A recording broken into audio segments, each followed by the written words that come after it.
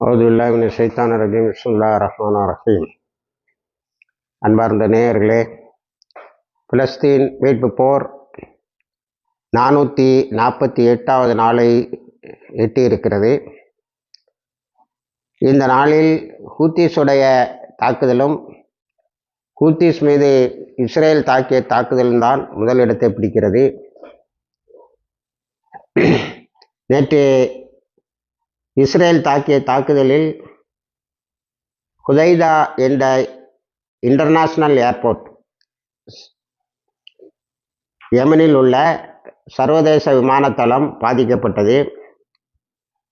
இந்த தாக்குதல் நடக்கும்போது வேர்ல்டு ஹெல்த் ஆர்கனைசேஷன் என்று சொல்லக்கூடிய உலக ஆரோக்கிய கழகத்தினுடைய பொதுச் செயலாளர் கெர்பிரியாஸ் என்பவர் அந்த ஏர்போர்ட்டில் இருந்திருக்கிறார். ஐக்கிய நாடுகள் சபையின் விமான ஓட்டிகள் உட்பட 3 பேர் கொலை செய்யப்பட்டிருக்கிறார்கள் இஸ்ரேலுடைய தாக்குதலில். பல மின்னணு இயந்திரங்களை தாக்கிவிட்டதாகவும் மின்சார உற்பத்தி செய்யக்கூடிய இடங்களை தாக்கிவிட்டதாகவும் இஸ்ரேல் அறிவித்திருக்கிறது. ஆனால் ஹூத்திஸ் 14 பேர் காயம்பட்டார்கள், 4 பேர் இறந்தார்கள் என்று ஒரு தகவலை சொல்லியிருக்கிறது. அடுத்து இதற்கு பழிவாங்கும் வகையில் ஹூத்திஸ் தாக்கிய தாக்குதல் மிக பெரிதாக இருக்கிறது. அது பென் குரியன் ஏர்போர்ட்டை நேற்று தாக்கி 28 பேர் அதில் காயம்பட்டு இருக்கிறார்கள். அவர்கள் அந்த ஏர்போர்ட்டை இன்றளவும் சரி செய்து விமானங்களை பறக்க விட முடியவில்லை. அதன் பிறகு ஜாஃபாவில் ஒரு இராணுவ தளத்தை தாக்கியிருக்கிறார்கள். அங்கே இருந்த வெடிபொருட்கள் வெடித்திருக்கின்றன. பலர் காயம்பட்டு இருக்கிறார்கள். தொடர்ந்த சைரன் சத்தத்தில் யாரும் பதுங்கு குழியில் இருந்து வெளியே வர முடியவில்லை. இந்த தகவல் எதை உறுதிப்படுத்துகிறது என்று சொன்னால், 30 லட்சம் பேர் பதுங்கு குழிகளுக்கு சென்றவர்கள் அங்கேதான் இருக்கிறார்கள். இந்த 30 லட்சம் பேர் பதுங்கு குழிக்கு சென்றதால் தான் ஆத்திரமடைந்த இஸ்ரேல் ஒரு 100 குண்டுகளை கொண்டு தாக்குதலை நடத்தியது. அதில் எந்த பதுங்கு குழியில் இருந்தவரும் வெளியிலே வருவதற்கு உதவி செய்யவில்லை. அந்த வகையில் அதனுடைய இந்த வீராப்பும் வேகமான தாக்குதலும் அதுக்கு எந்த உதவியும் செய்யவில்லை என்பதே உண்மை. அதன் பிறகு நேற்று ஹூத்திஸ் தாக்கிய தாக்குதலில் ராமத்தான் என்ற இடத்தில் இருந்த இராணுவ தளமும், ஏற்கனவே இடிக்கப்பட்ட ஒரு பள்ளிக்கூடம், அந்த பள்ளிக்கூடத்துக்கு பக்கத்தில் இருந்த இன்னொரு கலாசாலையும் இடிக்கப்பட்டு இருக்கிறது, தூள் தூளாக ஆக்கப்பட்டு இருக்கிறது. அதில் 14 பேர் காயம்பட்டதாக இஸ்ரேலிய இராணுவமே ஒத்துக்கொள்கிறது. அடுத்து ஹூத்திஸுடைய தாக்குதல் முதலாக வெஸ்ட் பேங்கில் இருக்கக்கூடிய குடியிருப்புகளுக்கு சென்றிருக்கிறது. மேக்கரையில் ஒரு 7 லட்சம் வந்தேரிகள் சர்வதேச விதிகளுக்கு எதிராக இஸ்லாமிய பார்வையில் ஆக்கிரமிப்பாளராக மேக்கரையில் தங்கியிருக்கிறார்கள். அங்கே மேக்கரையில் போராடுகின்ற போராளிகள் 2 நாட்களாக அவர்களை குறிவைத்து வருகிறார்கள், தப்பித்து விட்டார்கள். ஆனால் நேற்று ஹூத்திஸுடைய தாக்குதல் மேக்கரைக்கு வரையும் சென்று தாக்கியிருக்கிறது. செட்டில்மெண்ட்ஸ் சொல்லக்கூடிய மேக்கரையில் உள்ள சதர்ன் ரீஜியனில் உள்ள குடியிருப்புகள் தகர்ந்திருக்கின்றன. கல்லோலப்பட்டு அங்கிருந்த வந்தேரிகள் எல்லாம் ஓடி இருக்கிறார்கள். அடுத்தது முதலாக ஹூத்திஸுடைய தாக்குதல் ஜெருசலத்தையும் சென்றடைந்திருக்கிறது. ஜெருசலத்தில் நேற்று அவர்கள் 2 மிலிட்டரி தளத்தை, இராணுவ தளத்தை குறிவைத்து என்று சொல்லுகிறார்கள். ஆனால் பல பொதுமக்கள் பதுங்கு குழிகளுக்கு ஓட முடியாமல் சிரமப்பட்டு இருக்கிறார்கள். 3 பேர் அதில் இறந்திருக்கிறார்கள். மொத்தத்தில் ஹூத்திஸுடைய தாக்குதல் மிகப்பெரிய அளவில் விரிவடைந்து இருக்கிறது.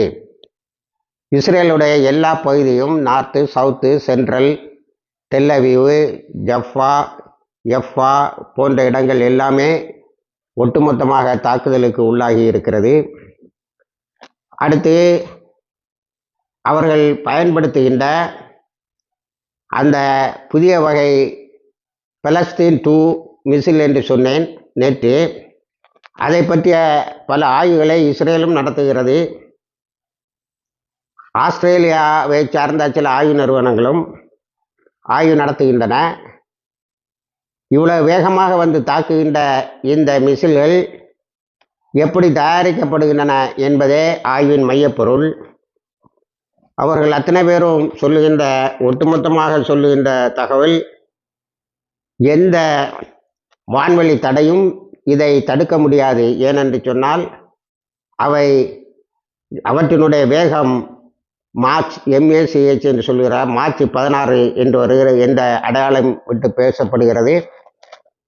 இந்த தட் இந்த அமெரிக்கா கொடுத்த வான்வழி தாக்குதலை நேற்றிலிருந்து இஸ்ரேல் பயன்படுத்த தொடங்கி இருக்கிறது. அவை இந்த பலாஸ்டிக் மிசில்களை தடுத்துவிட்டன என்று இஸ்ரேல் சொன்னாலும் இஸ்ரேலை ஒத்துக்கொள்ளுகிறது. நாங்கள் தடுத்ததிலும் கீழே விழுந்த அந்த மிசில் ஒரு 20 பேரை காயப்படுத்திவிட்டு கீழே விழுந்தது என்று சொல்லுகிறது. ஆய்வு நிறுவனங்கள் இந்த பாலஸ்தீன் 2 புதிய வகை பலாஸ்டிக் மிசில் ஏவுகணைகள் யாராலும் தடுக்க முடியாது, அது வேகமாக சென்று தாக்குபவை என்று அவை நேற்று கச்சிதமாகவே தங்களுடைய இலக்குகளை தட்டி தகர்த்து இஸ்ரேலை அலறவிட்டு இருக்கிறது. அடுத்து மேக்கரையில் இன்னொரு சம்பவம். அது என்னவென்று சொன்னால், இஸ்லியாங்கிற இடத்தில் ஒரு போராளி இஸ்ரேலிய இராணுவத்தினுடைய முகாமிலே புகுந்து கையில் இருந்த கத்திகளால் எல்லோரையும் காயப்படுத்த தொடங்கி இருக்கிறான். அதில் அவன் வெளியே வரும்போது எதிர்பட்ட ஒரு பெண்ணும் காயப்பட்டு இருக்கிறார். அவரை நாங்கள் ஆஸ்பத்திரியில் சேர்த்திருக்கிறோம். ஒரு 3 இஸ்ரேலிய தளபதிகளை தாக்கிவிட்ட அந்த இளைஞனை நாங்கள் நியூட்ரலைஸ் பண்ணிவிட்டோம், அவனை செயலிழக்க செய்து விட்டோம் என்று சொல்லியிருக்கிறார்கள். கொலை செய்யவில்லை, அவனை மூச்சு திணறி அவன் கீழே விழுந்திருக்கிறான். அவனை இப்பொழுது நாங்கள் இஸ்ரேலுடைய மருத்துவமனையில் வைத்து சிகிச்சை செய்கிறோம். அவன் குணமடைந்த பின்னர் தான் இந்த தாக்குதல் எப்படி வந்தது, எங்கிருந்து வந்தது என்பதை நாம் கணக்கிட இருக்கிறோம் என்று சொல்லுகிறார்கள். அது ஒரு பெரிய அதிர்ச்சி இஸ்ரேலுக்கு ஏற்பட்டு இருக்கிறது. அடுத்து நாம் காசா பகுதிக்கு வருவோம் என்று சொன்னால், இஸ்ரேல் தொடர்ந்து கமால் அத்வான் ஹாஸ்பிட்டலை தொடர்ந்து தாக்கி கொண்டு இருக்கிற ஒரு ஆஸ்பத்திரியை இவ்வளோ நாள் தாக்கியும் அது அந்த மருத்துவமனை தாக்கு பிடிக்கிறது என்று சொன்னால் அதிசயமாகவே இருக்கிறது. நேற்று அதிலிருந்த இயக்குனர் உட்பட எல்லோரும் கால்நடையாக அதிலிருந்து வெளியே வந்து வேறு 10க்கும் இடங்களுக்கு சென்றிருக்கிறார்கள். பல குழந்தைகள் இறந்திருக்கின்றன. நாம் அடிக்கடி சொல்வது போல, சில தன்னலமற்றவர்கள், தங்களுடைய உயிரையே பற்றி கவலைப்படாதவர்கள், இந்த குழந்தைகள் இஸ்ரேலுடைய எந்த தாக்குதலில் யார் நடத்துகின்ற, குறிப்பாக எந்த இஸ்ரேலிய இராணுவத்தை சார்ந்தவர் நடத்துகின்ற தாக்குதலால் அந்த ICU என்று சொல்லக்கூடிய இன்டென்சிவ் கேர் யூனிட்டுகள் பாதிக்கப்படுகின்றன என்பதை கண்டுபிடித்து குழந்தை கொலையை எப்படி செய்கிறார்கள் என்பதை பற்றிய ஒரு ஆய்வை வெளியிட்டிருக்கிறார்கள். அடுத்து காசாவில், குறிப்பாக நார்தன் காசாவில் உணவுப் பொருட்கள் கிடைக்காமல் செய்வதில் அமெரிக்காவின் பங்கும் இஸ்ரேலிய பங்கும் என்றொரு ஆய்வு நேற்று வெளியே வந்திருக்கிறது. அதை அமெரிக்கா தடை செய்திருக்கிறது. யாரும் வெளியே விடக்கூடாது என்று தடை செய்திருக்கிறது. ஏனென்று சொன்னால், குழந்தை கொலைகளுக்கான பழியை இப்பொழுது மெல்ல மெல்ல அமெரிக்காவின் மீது சுமத்தி வருகிறார்கள். இன்று சனிக்கிழமை, ஆகவே நிறைய சர்வதேச தலைநகர்களிலும் பாலஸ்தீன மக்களுக்கு ஆதரவாக ஊர்வலங்கள், டெமான்ஸ்ட்ரேஷன்ஸ் நடக்கும். அதில் இது பெருசாக பேசப்படும் என்று அமெரிக்கா அந்த ஸ்டார்வேஷன் ரிப்போர்ட் சொல்லக்கூடிய பட்டினி சாவு பற்றிய அறிக்கையை தடுத்து வைத்திருக்கிறது. அதன் பிறகு நேற்று ஜபாலியாவில் வழக்கம் போல நான் சொல்லிக்கொண்டே இருக்கிறேன், இந்த ஜபாலியா மிகப்பெரியதொரு வல்லரசு போலவும் அதை தொடர்ந்து தாக்கி இருக்கிறார்கள். அதில் 30 பேர் இருந்த ஒரு இஸ்ரேலிய இராணுவ ஆலோசனை குழுவுக்கிடையே ஒரு போராளி குண்டுகளை கட்டி கொண்டு குதித்திருக்கிறான். அதில் ஏராளமானோர் காயம்பட்டு இருக்கிறார்கள். 3 தளபதிகள் இறந்தார்கள் என்பதை இஸ்ரேல் ஒத்துக்கொள்கிறது. அடுத்தது டெல் அல் சார் என்ற இடத்தில் நடந்த தாக்குதலில், நேரடி தாக்குதலில் 3 இஸ்ரேலிய இராணுவத்தினரை கொலை செய்திருக்கிறார்கள், அழித்திருக்கிறார்கள். அவர்களிடமிருந்த ஆயுதங்களை பறித்து சென்றிருக்கிறார்கள். அடுத்து அல்-குட்ஸ் பிரிகேட்ஸ், பாலஸ்தீன இஸ்லாமிக் ஜிஹாதுடைய படைப்பிரிவு பெய்த் ஹானூனில் ஒரு பெரிய ஏபிசி என்று சொல்லக்கூடிய ஆர்மர்டு பர்சனல் கேரியர் இஸ்ரேலுடைய இராணுவ வாகனத்தை தாக்கி இருக்கிறார்கள். அதில் இருந்தவர்கள் இறந்தும் காயம்பட்டும் இருக்கின்றார்கள். அதன் பிறகு martyr Al Umar Al Qassam Brigades, அவர்களும் Popular Front for Liberation of Palestine, இந்த 2 படைப்பிரிவுகளும் சேர்ந்து நெட்சாரிமை தாக்கி அங்கிருந்த இராணுவத்தை 12 கமாண்டர்கள் அவர்களோடு இருந்தவர்கள் அத்தனை பேரையும் அழித்திருக்கிறார்கள். அல்லது அவர்கள் அழிந்தது போக மீதி உள்ளவர்கள் ஓடி இருக்கிறார்கள். அந்த பெரிய கோடவுன் ஒன்றை நேற்று அவர்கள் அதிலிருந்த ஆயுதங்கள் அனைத்தையும் எடுத்துக்கொண்டு சென்றிருக்கிறார்கள். இப்பொழுது ஆயுதங்களை இப்படி சேகரிப்பதில் போராளிகள் குழு, குறிப்பாக ஹமாஸு, அல் goods, mortar Al Umar Al காசம், mortar அல் அக்ஸா அல் பிரிகேட்ஸ், இவங்களெல்லாம் ஆயுதங்களை சேகரிப்பதில், இஸ்ரேலிய இராணுவத்திடமிருந்த ஆயுதங்களை சேகரிப்பதில் கவனமாக இருக்கிறார்கள். இந்த ஆங்காங்கே இந்த அத்தனை பிணங்களையும் ஹெலிகாப்டரை வச்சு எடுத்து சென்றிருக்கிறார்கள்.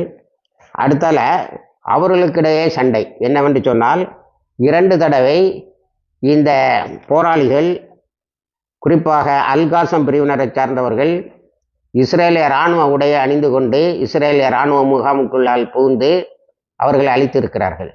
ஆகவே இவர்கள் இப்பொழுது தங்களுடைய இராணுவத்தினரா, போராளிகள் குழுவிலே ஒரு பகுதியினரா என்று தெரியாமல் நேற்று பலரை சுட்டு இருக்கிறார்கள். ஃப்ரெண்ட்லி ஃபயர் என்று சொல்லுகின்றார்கள்.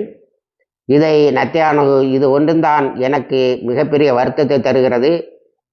நம்மவர்களை சுட்டு அழிப்பது என்று சொல்லியிருக்கிறார். நேற்று 11 பேர் அப்படி ஃப்ரெண்ட்லி ஃபயரில் இறந்திருக்கிறார்கள். அவர்களையும் எடுத்து சென்றிருக்கிறார்கள். இந்த யுத்தம் எவ்வளோ லாபகமாக நடக்கிறது என்று சொன்னால், நேற்று காசாவினுடைய நார்தன் காசா, எந்த நார்தன் காசாவை பிடிப்பேன் என்று 167 நாட்களாக துடித்து அப்பாவிகளை தொடர்ந்து கொலை செய்து கொண்டு இருக்கிறானோ நத்தியான்ஹு, அந்த நார்தன் காசாவிலிருந்து நிர்ஆம் செட்டில்மெண்ட் என்று சொல்லக்கூடிய பந்தேர்களின் குடியிருப்பு, அது காசாவினுடைய இவர்கள் ஆரம்பத்தில் சென்றார்கள் அந்த வளாகத்துக்குள்ளால் இருப்பது, அதை தாக்கி இருக்கிறார்கள். அந்த 2 மிசில்களை கொண்டு அதை தாக்கி இருக்கிறார்கள். பலர் காயமடைந்திருக்கிறார்கள், பலர் ஓடி இருக்கிறார்கள். ஆனால் இஸ்ரேல் தன் பங்குக்கு தன்னுடைய கையாளத்தனத்தை காட்டுகின்ற அளவில் 45,400 பேரை இதுவரைக்கும் அப்பாவிகளை கொலை செய்திருக்கிறது. பெரும்பாலோர் பெண்கள், நேற்று ஒரு 5 பெண்களும் குழந்தைகளும், நேற்று ஒரு 5 பத்திரிகையாளர்களை கொலை செய்திருக்கிறார்கள். காயம்பட்டவர்கள் 1,08,000 தாண்டுகிறது. நேற்று ஜும்மா பென்கர் வேளக்கிழமை தொடங்கிவிட்டான் தன்னுடைய அல் அக்ஸா ஆக்கிரமிப்பை. அவனுடைய எடுபிடிகள், தடைகள் எல்லாத்தையும் தாண்டி 40,000 பேர் ஜும்மா தொழுது இருக்கிறார்கள். அதற்கு முந்தைய வெள்ளிக்கிழமையில் 35,000 பேர், அதற்கு முந்தைய வெள்ளிக்கிழமையில் 50,000 பேர் என்று வருகிறது. நேற்று இவர்கள் யூதமயமாக்கும் பணியை பென்கர் தலைமையில் மேற்கொண்டதால் மக்கள் மிகப்பெரிய அளவில் குழுமி தங்களுடைய ஜும்மா தொழுகை தொழுது இருக்கிறார்கள். பஜ்ர் தொழுகையிலிருந்தே பயங்கர கூட்டம், ஏராளமான இளைஞர்கள் கைது செய்யப்பட்டு இருக்கிறார்கள். இருந்தாலும் அவர்கள் ஜும்மாவை எங்கு நின்றார்களோ, எங்கு தடுப்பு காவலில் வைக்கப்பட்டார்களோ அங்கே இருந்து கொண்டு தொழுது இருக்கிறார்கள்.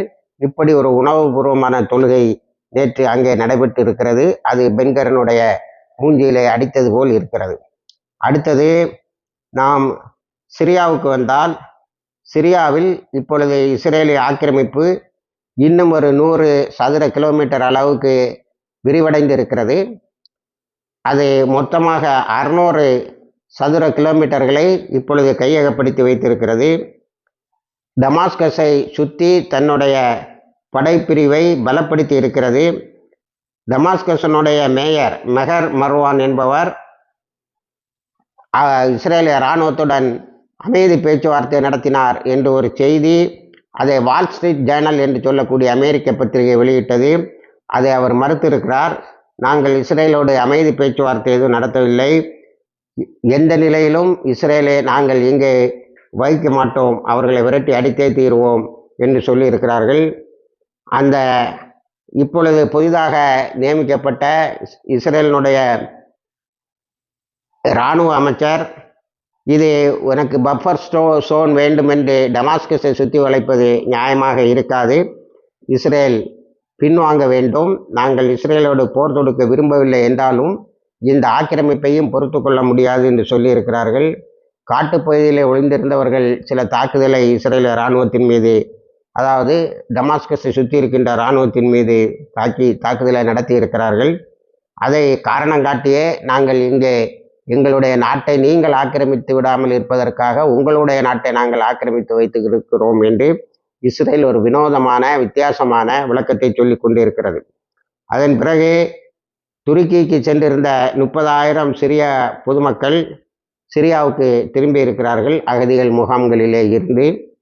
அந்த அகதிகள் முகாம்களிலே இருந்து சிரியாவுக்கு வருவர்களிலிருந்து சிரியாவில் இருக்கின்ற அத்தனை மக்களும் இஸ்ரேலிய இராணுவத்தை முதலில் விரட்ட வேண்டும் என்ற கோஷத்தை வைத்திருக்கிறார்கள். இப்படி இந்த பாலஸ்தீன யுத்தம், அதனோட மீட்பு போர் பல்வேறு கட்டங்களையும் கடந்து வருகிறது. இப்பொழுது ஐக்கிய நாடுகள் சபை விரைந்து சில நடவடிக்கைகளை எடுப்பது போல் தெரிகிறது. அது தன்னை செயலிழந்த ஒரு அமைப்பாக ஆக்கிக் கொள்வதற்கு விரும்பவில்லை. அமெரிக்காவின் விருப்பங்களுக்கு எதிராக ஐசிசி வாரண்ட் தினமும் ஓரிரு இஸ்ரேலிய இராணுவத்தினருக்கு வந்து கொண்டே தான் இருக்கிறது. அவர்களை கைது செய்வதற்கு உலகில் அவர்கள் எந்த பகுதியில் இருக்கிறார்களோ அந்த பகுதியை கண்டுபிடித்து அங்குள்ள அரசாங்கத்திடம் கைது செய்வதற்கான உத்தரவுகளையும் பிறப்பித்து கொண்டு இருக்கிறது. இது ஒரு அமைதியான ஆனால் மிகவும் கடினமான ஒரு சாதனை என்றே சொல்ல வேண்டும். ஏனென்று சொன்னால் முதலில் அதை படம் எடுக்க வேண்டும். அவர்கள் செய்கின்ற அநியாயத்தை, அவர்கள் அநியாயத்தை செய்து முடித்த பிறகு அதை எப்படி கழித்து குதூகலப்படுகிறார்கள் என்பதை படம் எடுக்கிறார்கள்.